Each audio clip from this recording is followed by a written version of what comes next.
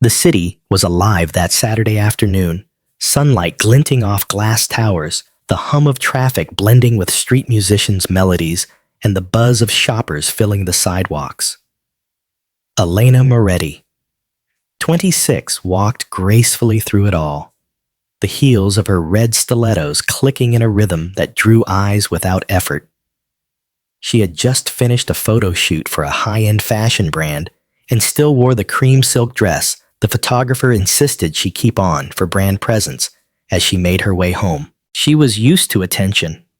As one of the most sought-after models in the city, glances, whispers, and phone cameras had become background noise. But what she didn't see, what no one saw, was the danger closing in from behind. 3 men stepped out from a side alley. They were older than the college kids, who usually tried to flirt with her. And their body language was sharper, their eyes predatory. They fell into step with her blocking her path at the crosswalk. "Nice dress," the tallest one said, his voice loud enough for passing strangers to hear. The smirk on his lips wasn't a compliment, it was a warning. Elena kept walking chin high. She'd dealt with harassment before, but this time they didn't just follow, they surrounded. A hand shot out, grabbing the silk at her shoulder. She yanked away, but another man stepped in close, his arm snaking behind her to seize the zipper. The sound was deafening in her ears. Zip! Followed by the cool slap of air against her bare skin. She spun, but before she could react, the third man reached forward, yanking at the front seam. Gasps erupted from the crowd. The fabric tore. The men laughed. Phones came up in every direction. The camera lenses captured Elena's wide, horrified eyes, her arms crossing desperately over her chest as the remnants of her dress clung only by one strap. "Smile for us, sweetheart," one of them jeered, waving a ripped strip of silk like a trophy. The humiliation burned hotter than the sun overhead. Strangers watched. Some averted their gaze. Others filmed. No one stepped in. Her heartbeat pounded in her ears, her breath short and sharp. She didn't scream. She didn't cry. She straightened. She gathered the tatters of her dress with trembling fingers, turning her back to them, and walked away with what dignity she could salvage. But in her mind, something cold and razor-sharp began to take shape. She had endured embarrassment, but she would not endure powerlessness. The men's laughter echoed behind her, mixing with the clicking of camera shutters. She memorized their faces, every sneer, every smirk. They thought they had won. They had no idea who she was beyond the photo shoots. And they had no idea who she went home to. As she turned the corner, leaving the scene behind, Elena's jaw tightened. "You'll regret this," she thought, her pace steady, her mind already racing toward what came next. Elena closed the apartment door behind her and leaned against it, the torn silk still clutched in her fists. The space around her was a sharp contrast to the chaos outside, soft lighting, warm tones, the faint scent of sandalwood from the diffuser in the corner. But the calm only made the memory of the street sharper, more jagged in her chest. She dropped the shredded dress into the waste bin and walked straight to the bathroom. The mirror reflected a woman she barely recognized. Mascara smudged at the corners, hair tousled from rough hands, eyes rimmed with a simmering rage. She turned on the tap, splashing cold water onto her face, watching droplets slide down skin that moments ago had been exposed to 100 staring eyes. Her phone buzzed. Dozens of notifications flashed across the screen, tags on social media, blurred photos, and cruel captions. Some comments defended her. Others were sick jokes laughing at her humiliation. She scrolled until the anger turned her fingers cold. The apartment door opened.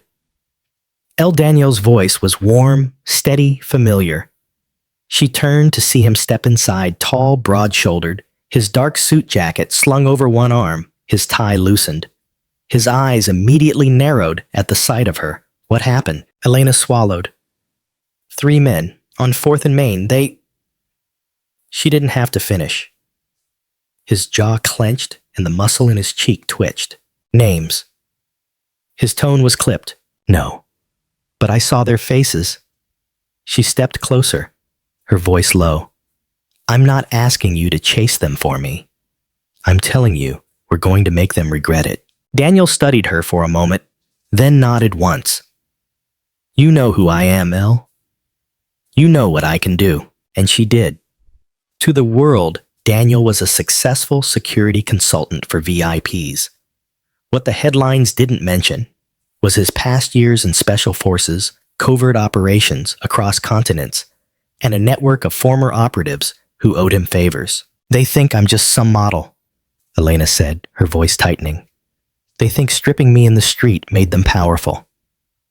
I want them to know what real power feels like. Daniel's lips curved into a slow, cold smile. Then we'll give them a lesson they'll never forget. They moved to the dining table. Elena sketched details, height, build, clothes, accents. Daniel cross-referenced them against contacts in the city's underground security network. Within an hour, he had names, social media profiles, and even a video. One of them had stupidly posted from the same alley that morning. Elena's eyes narrowed at the footage. Perfect. We'll use their own arrogance against them. Daniel leaned back. I'll arrange a location. You make sure they walk into it willingly. For the first time since the assault, Elena felt the knot in her stomach loosen. This wasn't about revenge for the sake of cruelty.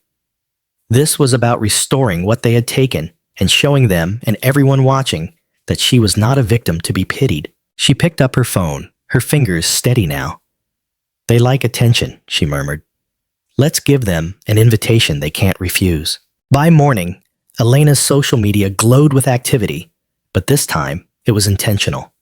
On her Instagram story, she posted a sleek black and gold flyer, exclusive private party invitation only. Hosted by EM. The location was vague, downtown VIP lounge, 10 p.m. The bait was set. Daniel's network had already confirmed the bullies followed her online hungry for any sign of weakness. The moment the story went live, she saw their accounts watching it. Within the hour, 2 of them had accidentally liked one of her older photos. A pathetic attempt to test the waters. That evening, Elena dressed deliberately, not as the humiliated woman from yesterday, but as a queen reclaiming her throne. A fitted crimson dress hugged her frame high slit for movement if needed. Gold earrings caught the low light and her heels clicked with the sound of confidence. She looked untouchable. She felt untouchable. Daniel, in a black tailored suit, adjusted his cufflinks. They'll be expecting a crowd, he murmured. They'll get one, Elena replied, a knowing edge in her tone. The VIP lounge wasn't a lounge at all. It was a private floor, inside one of Daniel's secure training facilities. Frosted glass doors, dim lighting, and a vast open area designed for combat drills. From the outside, it looked like an exclusive venue. Inside, it was a cage disguised in luxury. At 9:55, the elevator doors opened, and the 3 bullies swaggered in. Brent, the tall ringleader, wore a cheap blazer over a t-shirt. Max, the loudest, chewed gum, with his mouth open. Luke, the youngest, carried a phone already recording. Damn, Max grinned, sweeping his eyes over Elena. Guess she forgave us after all. Elena's smile didn't reach her eyes. I'm glad you came. I wanted to thank you. Personally. They exchanged glances, misreading her tone entirely. Looks like we're getting a private show. Brent chuckled. Daniel stepped forward, his presence shifting the air. His voice was low, deliberate. Show's about to start, gentlemen. But you're not the audience. Brent smirked. And who the hell are you? Daniel's smile was slow, almost amused. Her husband. The words landed like a punch. Luke stopped recording, his arm lowering. You married to this?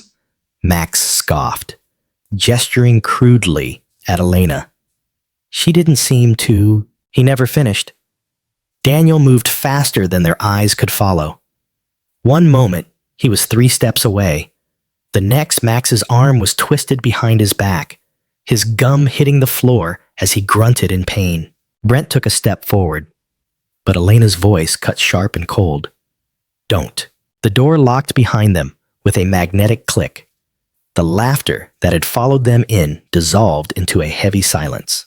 You thought stripping me in the street made you men? Elena said, her tone calm but lethal. Now you're going to see what real men and real women do when someone crosses the line. Daniel released Max, letting him stumble forward, his face pale. Welcome to your lesson, he said. Brent's fists clenched.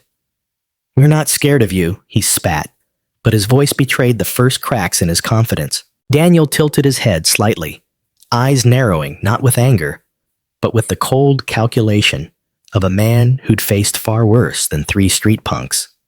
You should be. Before Brent could throw a punch, Daniel stepped in, catching his wrist mid-swing.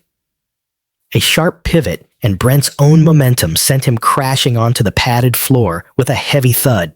The impact knocked the air from his lungs. Luke swore under his breath and tried to bolt for the door.